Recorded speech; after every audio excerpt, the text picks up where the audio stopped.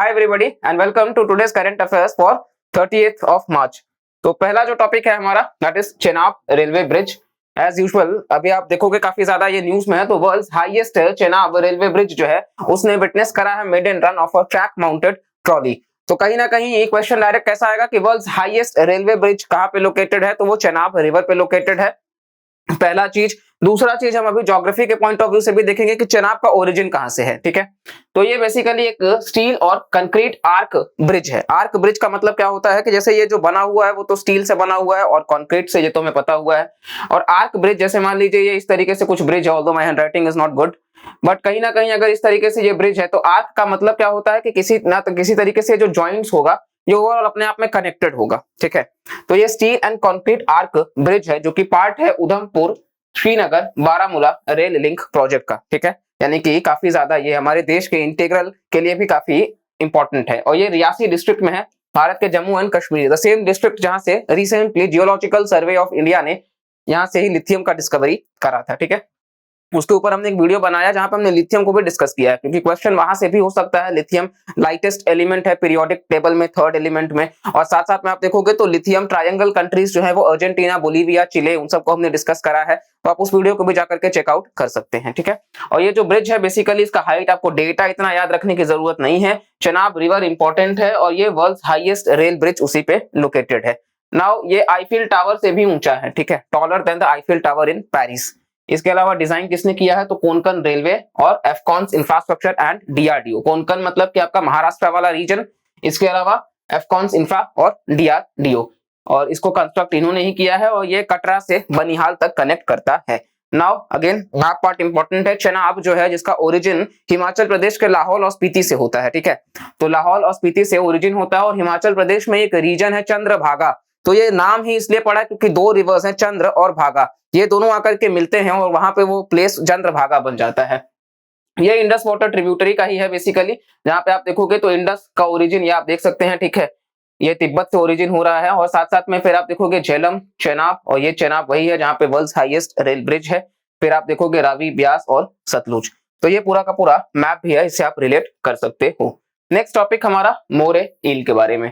तो ये रिसर्चर्स ने डिस्कवर करा है एक नया प्रजाति मोरे ईल का, जो कि मोदा सा लोदाई फिश जो है वो लैंड करा है centre of the Cuddalore coast. और ये जो स्पीशीज है ये नाम दिया गया है तमिलनाडु के ही जिम्नोथोरक्स तमिलनाडु डुएंसिस समथिंग। ठीक है, तो ये बेसिकली अभी आपसे डायरेक्ट सवाल क्या हो सकता है इसके रिलेटेड, उसके बारे में हम देख लेते हैं। तो ये तो एक तो फैमिली इसका उतना इंपॉर्टेंट तो नहीं है, लेकिन ठीक है उससे मिलता जुलता है कि मोराइनिडे फैमिली है और ये अकर होता है in all tropical and subtropical seas. Now why it is important, कई बार हमने देखा है कि यूपीएससी बेस्ड स्टेटमेंट्स जो होता है वहां ऑल जो है वो नेगेटिव होता है। ठीक है, ऑल ओनली हमने खुद भी डिस्कस किया है कि ऑल नेगेटिव है, लेकिन यहाँ आप देखोगे ये ऑल आपका करेक्ट में आएगा। तो आपको मोरे ईल जो है वो सारे ट्रॉपिकल, यानी कि जो Tropic of Cancer, Tropic of Capricorn का बीच का एरिया है ट्रॉपिकल, और जो सब ट्रॉपिकल मतलब जो आर्कटिक और अंटार्कटिक का जो रीजन है उन दोनों रीजन्स में आपको देखने को मिल जाएगा। और ये ब्रैकिश वाटर और फ्रेश वाटर दोनों में मिल जाता है। अगेन एक एक्सेप्शन, क्योंकि क्वेश्चन क्या आएगा कि they are found only in fresh water, तो गलत हो जाएगा, because they are found both in brackish water as well as fresh water. ठीक है, ब्रैकिश वाटर में आप एग्जांपल देखोगे तो चिलिका वाटर आ जाएगा। फ्रेश वाटर में आप देखोगे तो हमारे यहाँ जैसे डल लेक हो गया, बुलर लेक हो गया, ठीक है, जम्मू कश्मीर का, वो सारा बेसिकली ये शैलो वाटर में रहते हैं जहां कोरल रीफ्स वगैरह भी देखने को मिल जाएगा। और ये कार्निवोरस प्रेडेटर्स भी होते हैं, मतलब कि ये कहीं ना कहीं प्रेडेटर्स का काम करते हैं। हम जब इन्वायरमेंट पढ़ेंगे तो वहां हम देखेंगे कि प्रेडेटर्स का मतलब कि टॉप मोस्ट पे जो रहता है कंज्यूमर्स को, मतलब ओवरऑल, और ये कार्निवोरस में ही आपको देखने को मिलेंगे। ठीक है, नेक्स्ट बात कर लेते हैं। तो ये अलग अलग तरीके से दो प्रजाति के हैं। ये जॉ आपको याद रखने की जरूरत नहीं है। आईयूसीएन इंपॉर्टेंट है, इनका आईयूसीएन में रेड लिस्ट स्टेटस क्या है, लीस्ट कंसर्न है। तो यहां से क्या सवाल बन सकता है, पहला मोरे ईल आपको कौन से रीजन में देखने को मिलेगा, ट्रॉपिकल और सब ट्रॉपिकल। दूसरा किस प्रकार के पानी में, तो ब्रैकिश और फ्रेश वाटर। और तीसरा आईयूसीएन स्टेटस, तो लीस्ट कंसर्न। ठीक है, चलिए नेक्स्ट टॉपिक पे आते हैं, डीजी क्लेम।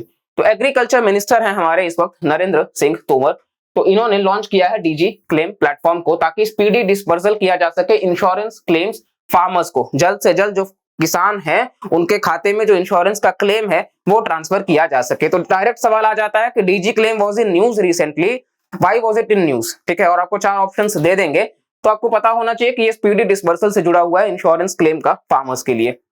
यहाँ पे वही चीज लिखा हुआ है कि नेशनल क्रॉप इंश्योरेंस पोर्टल है जो क्लेम सेटलमेंट का काम करेगा, और ये प्रधानमंत्री फसल बीमा योजना जो है उसके तहत जो भी किसान है जो प्रधानमंत्री फसल बीमा योजना के तहत अपने आप को इन्वॉल्व करा के रखे हुए हैं, तो उन लोगों को ये कवर करेगा। ठीक है, और इसका ऑब्जेक्टिव क्या है कि एक्सपीडाइट करना डिसबर्समेंट ऑफ इंश्योरेंस क्लेम्स को, मतलब जल्द से जल्द इंश्योरेंस क्लेम उनको मिल सके और ये प्रोसेस मतलब स्लो ना हो। ठीक है, इसके अलावा आप देखोगे तो कहीं ना कहीं मतलब वो किसानों को कवर करता है जिन्होंने क्रॉप इंश्योरेंस बनाया हुआ है। फार्मर का क्लेम को जल्द से जल्द उनके खाते में डायरेक्टली कर दिया जाए, और ये ट्रांसपेरेंट भी हो और अकाउंटेबल भी होना चाहिए। ठीक है, बाकी यहाँ पे कुछ खासा तो नहीं है, मेंस से रिलेटेड पॉइंट्स है कि हाँ मतलब उनके मोबाइल फोन से जोड़ा जा सके ताकि रियल टाइम बेनिफिट वो चीज आपको देखने को मिल जाए। इसके अलावा आप देखोगे तो इसको बिल्ड किसने किया है, तो यहाँ पे नेशनल क्रॉप इंश्योरेंस पोर्टल और साथ साथ में पब्लिक फाइनेंस मैनेजमेंट सिस्टम, इन दोनों ने ज्वाइंटली काम किया है। ठीक है, तो सवाल या तो इस पे आएगा कि डीजी क्लेम किससे जुड़ा हुआ है, और अगर स्टेटमेंट बेस्ड आता है तो फिर ये भी पूछते हैं कि किसने इसको लॉन्च किया है, तो एनसीआईपी यानी कि नेशनल क्रॉप इंश्योरेंस पोर्टल और पब्लिक फाइनेंस मैनेजमेंट सिस्टम। ठीक है, ये काफी इंपॉर्टेंट टॉपिक्स हैं। अगेन आई एम सेइंग कि अपकमिंग स्टेट पीसीएस के लिए और यूपीएससी के लिए बहुत ज्यादा रेलिवेंट है, साथ साथ में मे बी एसएससी सीजीएल और बाकी एग्जाम्स में भी ये क्वेश्चंस पूछे जा सकते हैं। नेक्स्ट है bio transformation technology, and apart from it कहीं ना कहीं अगर आपको ये लगता है कि बैंकिंग और एसएससी तो ये लेवल ऑलमोस्ट सिमिलर होता है, यूपीएससी इन डेप्थ जा सकता है और बैंकिंग एसएससी क्या है कि ऊपर ऊपर से पूछ करके वो, बट जैसे अभी हमने मोरे इल का पूछा तो वो डायरेक्ट वो भी पूछ सकते हैं कि मोरे इल का आयुसीएन पूछ के आपसे निकल जाएंगे, तो इसीलिए लेवल तो सेम रहेगा, बट हाँ आपको यहाँ पे हम इन डेप्थ भी कवर करा रहे हैं कि उनके लिए भी बेनिफिशियल हो सके। तो रिसेंटली एक यूके बेस्ड स्टार्टअप है जिन्होंने क्लेम किया है कि उन्होंने बायो ट्रांसफॉर्मेशन टेक्नोलॉजी को बना लिया है। अब ये टेक्नोलॉजी क्या है इसके बारे में समझते हैं। तो ये टेक्नोलॉजी जो है वो ऑल्टर कर देता है स्टेट ऑफ प्लास्टिक्स को और उनको बायोडिग्रेडेबल बना देता है बगैर किसी भी माइक्रोप्लास्टिक्स को उस प्रोसेस में छोड़े बगैर। बहुत इंपॉर्टेंट टॉपिक है। अभी क्या है कि आपको पता है कि प्लास्टिक्स जो है वो मतलब आप देखोगे तो वो नॉन बायोडिग्रेडेबल है। ठीक है, वो जल्दी से कंपोज नहीं किए जा सकते हैं, लेकिन यूके एक स्टार्टअप ने वहां के ये बताया है कि उन्होंने इस टेक्नोलॉजी को बना लिया है। अब ये टेक्नोलॉजी क्या करता है कि ये जो प्लास्टिक्स है उनको बायोडिग्रेडेबल में कन्वर्ट करेगा और उसके कन्वर्जन के प्रोसेस में कोई भी माइक्रोप्लास्टिक भी नहीं रह जाएगा। बिकॉज आप मतलब एनवायरनमेंट में आप देखेंगे माइक्रोप्लास्टिक्स भी बहुत हार्मफुल होता है। जैसे जो माइक्रोप्लास्टिक्स होता है वो एक्वाटिक स्पीशीज उसको कंज्यूम कर लेते हैं और फिर उसके बाद में वो एक्वाटिक स्पीशीज इनडायरेक्टली हम ह्यूमंस जब कंज्यूम करते हैं तो फिर वो हमारे लिए भी काफी हार्मफुल हो जाता है। इसके अलावा वही यहाँ पे सेम बात लिखा हुआ है, digest the plastic packaging waste naturally क्या होता है कि हेल्प करता है माइक्रोब्स वगैरह को। ठीक है, चलिए इसके अलावा ये काफी नोवेल अप्रोच रहेगा जहां पे मतलब इसको एफिशिएंटली काम किया जाएगा और इस प्रोसेस में आप देखोगे तो कहीं ना कहीं मतलब मैन्युफैक्चर करके जो मटेरियल रहेगा उसको बनाया जाएगा और फिर उसको क्वालिटी के साथ कोई कॉम्प्रोमाइज भी नहीं किया जाएगा, ऐसा उनका मानना है। खैर इस पे भी कितना होगा वो तो देखने वाली बात होगी, लेकिन ये जो वैक्स कंज्यूम किया जाएगा तो वो कन्वर्ट कर दिया जाएगा वेस्टेज में, जैसे कि वाटर, कार्बन डाइऑक्साइड और biomass. Bio transformation technology direct सवाल आ सकता है अगेन कि बायो ट्रांसफॉर्मेशन टेक्नोलॉजी क्या है।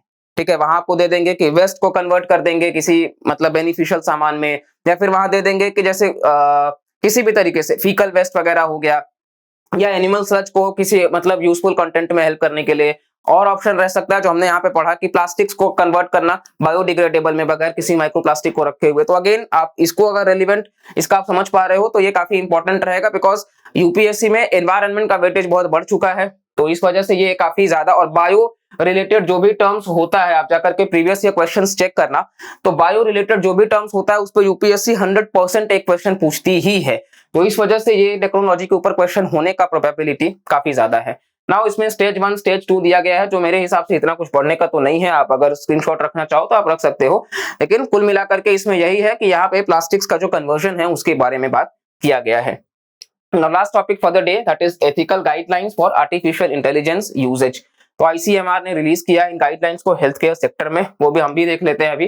तो Indian council of medical research जो है उन्होंने रिलीज किया है क्या देश का पहला एथिकल गाइडलाइंस कि किस तरीके से एआई का इस्तेमाल होना चाहिए बायोमेडिकल रिसर्च में और हेल्थ केयर में। और यहाँ पे 10 इंपॉर्टेंट पॉइंट्स भी दिए गए हैं।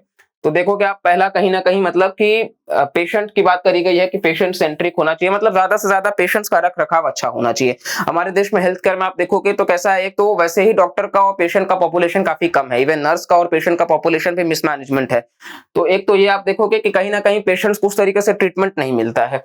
तो उसकी बात करी गई है कि मतलब लायबिलिटी होना चाहिए उनका, ठीक है, और डेटा प्राइवेसी वगैरह नहीं हो, क्योंकि हम जब वन हेल्थ का ला रहे हैं तो वहां जब सारे डेटा को रखेंगे एक जगह पे तो वो डेटा लीक ना हो जाए, क्योंकि हो सकता है वो डेटा किसी के लिए तो वो मतलब महज उसको उतना ना पता हो तो महज डेटा होगा, लेकिन उसको लोग करोड़ों बना करके बेच रहे हैं तो वो अपने आप में एक स्कैम होगा। तो डेटा प्राइवेसी की बात करी जा रही है, रिस्क को मिनिमाइज किया जाए, सेफ्टी वगैरह पे ध्यान रखा जाए, ये सारी बातें हैं।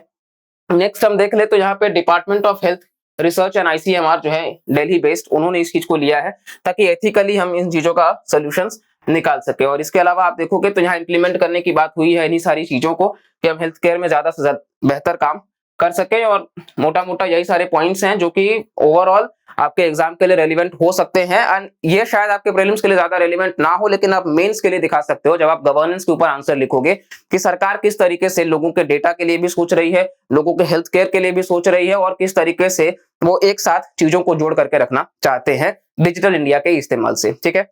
तो ये हमारा डेली करंट अफेयर्स का इनिशिएटिव था। यहाँ 5 हमने इंपॉर्टेंट जो डेली टॉपिक्स रहता है फॉर 30th ऑफ मार्च वो हमने देख लिया है। उम्मीद करते हैं इस वीडियो से आपने नया कुछ सीखा होगा, और अगर आपको वैल्यू ऐड होता है तो प्लीज लाइक करिएगा, सब्सक्राइब करिएगा चैनल को, और साथ साथ में ज्यादा से ज्यादा अपने दोस्तों तक शेयर करिएगा। मिलते हैं नेक्स्ट कंटेंट में, तब तक के लिए bye bye, take care and जय हिंद।